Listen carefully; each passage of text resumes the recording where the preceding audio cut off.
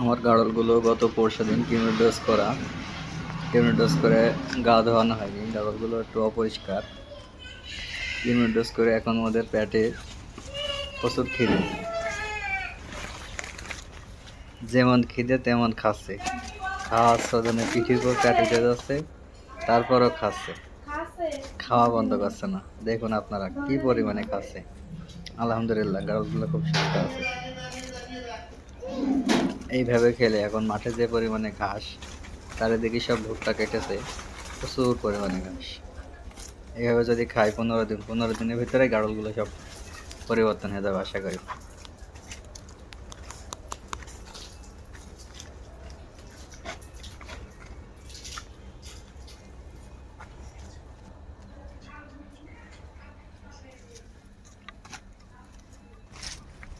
এই গাড়লটা দেখুন কি পরিমাণে খেয়েছে।